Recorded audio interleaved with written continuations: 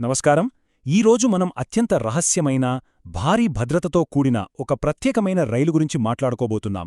ఉత్తర Korea supreme leader ప్రయాణించే ఈ రహస్య రైలును ప్రపంచం మూవింగ్ ఫోర్ట్రెస్ లేదా నడిచే కోట అని పిలుస్తుంటుంది. అసలు దీని గురించి బయటి ప్రపంచానికి తెలిసింది చాలా తక్కువ.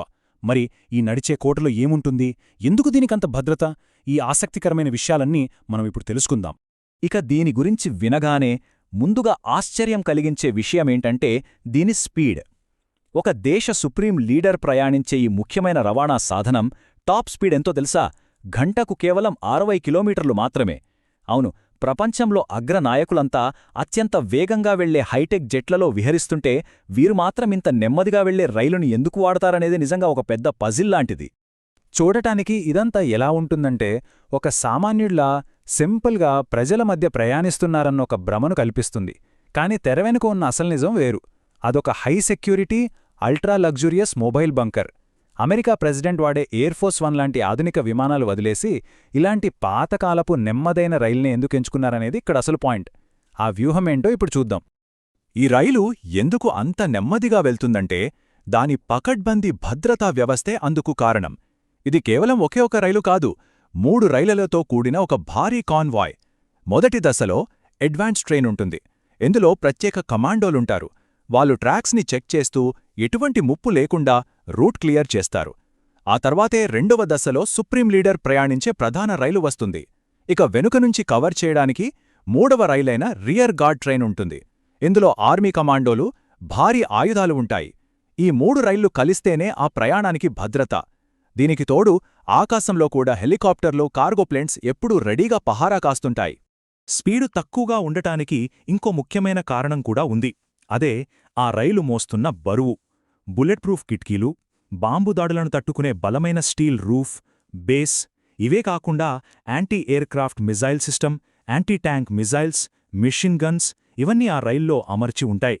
అత్యవసర పరిస్థితి వస్తే తప్పించుకోవడానికి లోపల ఏకంగా ఒక చిన్న హెలికాప్టర్ కూడా ఉంటుందంటే నమ్ముతారా? ఇంత బరువు, దానికి తోడు అక్కడున్న పాత రైల్వే ట్రాక్స్, ఇవన్నీ కలిపే ఆ రైలును గంటకు కేవలం 60 కిలోమీటర్ల వేగానికే పరిమితం చేస్తున్నాయి. అయితే ఈ ఉక్కు గోడల వెనుక ఉన్న విలాసవంతమైన ప్రపంచం గురించి వింటే మతిపోవాల్సిందే. 2001లో ఈ సీక్రెట్ రైల్లో ప్రయాణించే అవకాశం దక్కిన రష్యన్ అధికారి కాన్స్టాంటిన్ మాటల్లోనే చెప్పాలంటే, వాళ్లు మాకు లైవ్ లాబ్స్టర్ వడ్డించారు, ఫ్రాన్స్ నుండి ప్రత్యేకంగా తెప్పించిన వైన్లనందించారు. దీన్ని బట్టే ఆ నడిచే కోటలో దాగి ఉన్న 5 స్టార్ రేంజ్ లగ్జరీ ఏంటో మనం అర్థం చేసుకోవచ్చు. ఆ రాజభోగాలు ఎలా ఉంటాయో ఇంకొంచెం వివరంగా చూద్దాం. అందులో శాటిలైట్ ఫోను, ఫ్యాక్స్ ఉన్న పర్సనల్ ఆఫీస్ ఉంటుంది. అందమైన చెక్క ఫ్లోరింగ్ ఉన్న లగ్జరీ సూట్స్ ఉంటాయి. ఇక రెస్టారెంట్లో ఫ్రెంచ్, కొరియన్, చైనీస్, జపనీస్ వంటకాలు వడ్డించడానికి ఏకంగా 50 మంది వంటవాళ్లుంటారు. ప్రయాణంలో బోర్ కొట్టకుండా సింగర్సు, డాన్సర్స్ కూడా ఉంటారు. అంతేకాదు, సుప్రీం లీడర్ వాడే పర్సనల్ మర్సిడీస్ లిమోసిన్ కార్ను కూడా ఈ రైలు లోపలే లోడ్ చేస్తారు. ఆ నడుచే ప్యాలెస్లో అన్నీ వాళ్ల కనుసన్నల్లోనే ఉంటాయి. అసలీ రైలు ప్రయాణాల వెనక ఒక చరిత్ర ఉంది. అలాగే ఎప్పటికీ వెంటాడే ఒక ప్రాణభయం కూడా ఉంది. ఇది వాళ్ల కుటుంబ సంప్రదాయమని కూడా చెప్పొచ్చు. 2001లో మాస్కోకి చేసిన 20,000 కిలోమీటర్ల ప్రయాణానికి ఏకంగా 1 నెల సమయం పట్టింది. ఆ తర్వాత 2004లో రియాంగ్చోన్ స్టేషన్లో జరిగిన భారీ పేలుడు వాళ్లలో హత్యభయాన్ని మరింత పెంచింది.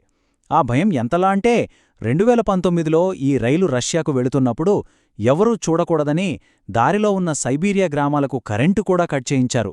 ఇక 2023లో రష్యా అధ్యక్షుణ్ణి కలవడానికి ఏకంగా 10 రోజులపాటు కఠినమైన రైలు ప్రయాణం జరిగింది. తమను ఎవరూ టార్గెట్ చేయకూడదని వాళ్లు తీసుకునే జాగ్రత్తలు చూస్తే మైండ్ బ్లాక్ అవుతుంది. పాలకుడి కోసం ప్రత్యేకంగా 20 రైల్వే స్టేషన్లు నిర్మించారు. ఆ రైలు వెళుతున్నప్పుడు ఆ స్టేషన్ లైట్లు పూర్తిగా ఆపేసి కట్టిక చీకటిగా మారుస్తారు. పక్క ట్రాక్లపై ఇతర రైలు రాకుండా పవర్ సప్లైని కట్ చేస్తారు. ఇక రష్యా సరిహద్దులో ట్రాక్ వెడల్పు కారణంగా ఆ రైలు చక్రాలను సైతం మార్చేస్తారు. పైగా శత్రువులను కన్ఫ్యూజ్ చేయడానికి పబ్లిక్ ఈవెంట్స్లో బాడీ డబుల్స్ని వాడుతుంటారు. ఇదంతా ఒక పెద్ద ఆపరేషన్. అయితే ఇక్కడ మనం ఆలోచించాల్సిన అత్యంత కీలకమైన పాయింట్ ఒకటుంది. అసలు వాళ్లకున్న శత్రువులు ఎవరు? సాధారణంగా ఎవరైనా సరే అమెరికా లేదా CIA లాంటి విదేశీ సంస్థల నుండి ముప్పు ఉంటుందని అనుకుంటారు. కానీ ఆశ్చర్యకరమైన విషయమేంటంటే, వాళ్లకున్న అతిపెద్ద ముప్పు సొంత దేశ పౌరుల నుండి వచ్చే తిరుగుబాటు. ఇంత భద్రత, ఈ రహస్య జీవితమంతా తమ సొంత ప్రజల నుంచి వస్తున్న ముప్పుని ఎదుర్కోవడానికి అన్నది ఒక చేదు నిజం.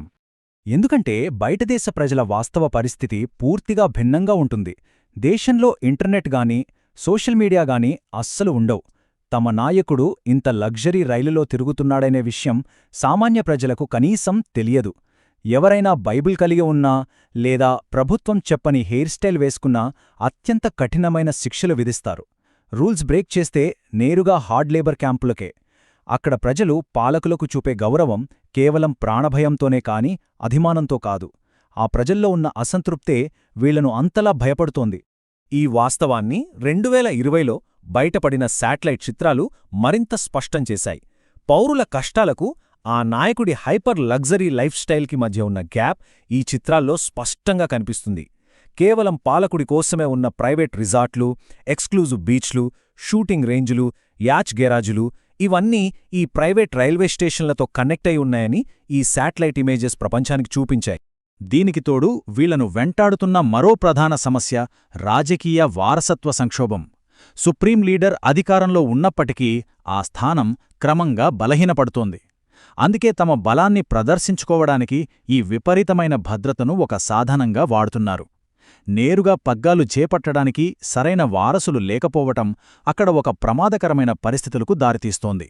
ఆయన సోదరి కిమ్ యోజొంగ్ చాలా పవర్ఫుల్ అని పేరున్నా అక్కడి మిలిటరీ వర్గాలు ఒక మహిళను దీర్ఘకాలిక పాలకురాలిగా అంగీకరించే అవకాశం చాలా తక్కువగా కనిపిస్తోంది. సో ఇవన్నీ చూశాక ఒక లోతైన ప్రశ్న తలెత్తుతుంది. ఈ మూవింగ్ ఫోర్ట్రెస్ లేదా నడిచే కోట అనేది నిజంగా సుప్రీం లీడర్ యొక్క తిరుగులేని అధికారానికి ప్రతీకగా నిలుస్తుందా, లేక ఏ క్షణాన తమ దేశంపై పట్టు కోల్పోతామో అన్న భయాన్ని దాచుకునే ఒక బంగారు పంజరంలాంటిదా? ఇది ఖచ్చితంగా ఆలోచించాల్సిన విషయమే. మరి ఈ విశ్లేషణ మీకు ఆసక్తికరంగా అనిపించిందని ఆశిస్తున్నాను. ధన్యవాదాలు.